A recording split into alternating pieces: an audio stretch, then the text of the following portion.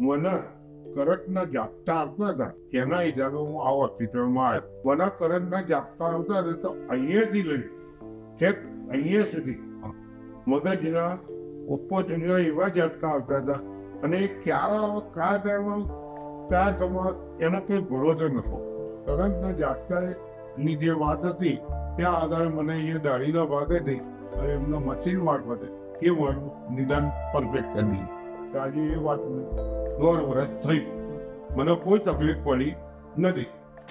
મારું નામ હસમુખભાઈ ધનજીભાઈ મોદી, ઉંમર 70 વર્ષ. અમારું મૂળ વતન વિસનગર, હાલ અમદાવાદ, સાપુ દરવાજા બહાર રિવરફ્રન્ટ. મને કરંટના ઝાપટા આવતા હતા એના હિસાબે હું આ હોસ્પિટલમાં આવ્યો. મને કરંટના ઝાપટા આવતા હતા તો અહીંયાથી લઈ છેક અહીંયા સુધી મગજના ઉપરના એવા ઝાપટા આવતા હતા અને એ કયા સમય એનો કોઈ ભરોસો નતો. મારા મિત્ર જેમનો બાબત ચિંતન સોલંકી જે ગવર્મેન્ટ હોસ્પિટલ ગાંધીનગરમાં હતા, એમને મને કહ્યું કે લીવવેર હોસ્પિટલમાં જાઓ, આ નસોના ડોક્ટર છે. અને હું ત્યાં આવ્યો અને ત્યાં આગળ મારી આ સારવાર થઈ. હું જ્યારે હોસ્પિટલમાં આવ્યો એમના કહેવાથી અને જે રિસેપ્શન ટેબલ ઉપર ગયા એમનો કેસ કરાર પછી સાહેબને મળ્યા. સાહેબે મને કીધું આમાં 2 ટાઈપના કામ છે, તમને અત્યારે દવા આપું એનાથી તમને રાહત ના થાય તો આનું ઓપરેશન કરાવવું જ પડશે. પછી સાહેબ કે આ દવા ખાઓ એનાથી આરામ થઈ જાય, ના થાય તો પછી દવા તો ખાતા હતા, આરામે થઈ ગયો. પછી એમ લાગ્યું કે કરાવવું જ પડશે, કારણ કે પેલો જે ટાઈમ પીરિયડ જે હતો એનાથી ધીરે ધીરે પાછળ જે મતલબ 3 મહિને દવા થઈએ ત્યાંથી સારી. પછી એટલે મારે ફરજિયાત પ્રમાણે એક દિવસ હું આવ્યો, મેં કદાચ આ કાઢવું હોય તો બધું કાઢી લો, પણ આજે મારું ઓપરેશન કરો. પછી સાહેબને કહ્યું કે જાઓ તારા રિપોર્ટો બધા કરાવી લો. અને મેં રિપોર્ટો કરાયા પછી સાહેબ બીજે દાડે મારું આ ઓપરેશન કરી નાખ્યું. એમાં કરંટના ઝાટકાની જે વાત હતી ત્યાં આગળ મને અહીંયા દાઢીના ભાગે હતી અને એમના મશીન મારફતે એ મારું નિદાન પરફેક્ટ કરી દીધું.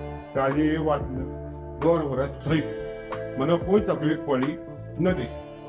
મારી બીજા મારા જે જમ્મુ કરંટના ઝાટકાની જે વાત હતી ત્યાં આગળ મને અહીંયા દાઢીના ભાગે હતી અને એમના મશીન મારફતે એ મારું નિદાન પરફેક્ટ કરી દીધું. આજે એ વાત 1.5 વર્ષ થઈ, મને કોઈ તકલીફ પડી નથી. સાહેબ કે એ ઓપરેશન કરાવી દો તો ધી બેસ્ટ રહે, તો તમારા 5-10 વર્ષ બીજી કોઈ તકલીફ પડે એવી નથી. કારણ અત્યારે મને 1.5 વર્ષ થઈ, મારે કોઈ ખાવા પીવામાં હરવા ફરવા કોઈ જાતની તકલીફ નથી. આ દાંત કઢાયા એમાં જ અંદર ખેંચાઈ ગઈ કે શું થઈ કંઈ ખબર નથી. પણ એ પછી મને જે ઓપિનિયન મળ્યો મારા ભાઈબંધના છોકરા માટે ડોક્ટરે, મને કે ત્યાં જાઓ તો એમને મને કીધું એટલે હું અહીંયા સાહેબને મળ્યો. સાહેબ કે આટલું કરાવી લો તો કઈ તકલીફ નથી, હવે તમારે કાયમી એ થઈ જશે. હવે મારે કોઈ કરંટમાં જાણકારી તકલીફ નથી. હું સ્કૂટર રોજનું મારું 50 કિલોમીટર ફરતું હશે. હવા આવે, ઠંડી હોય, ગરમી હોય, વરસાદ હોય, તો પણ કોઈ તકલીફ પડતી નથી. અને કરંટના જાણકારી બાબતમાં મને ફરી કોઈ દિવસ દુખાવો થયો નથી, કારણ ઝટકો આવ્યો નથી. અને પહેલા જે આવતા હતા એટલા બધા ખતરનાક હતા કે ચાલુ સ્કૂટર આવતા સ્કૂટર બાજુમાં મૂકીને બેસી ગયો. હવે સાહેબનો ખૂબ ખૂબ આભાર કે મારું કામ સારી રીતે પતી ગયું છે તો પરિવારનું મળવા આવ્યા.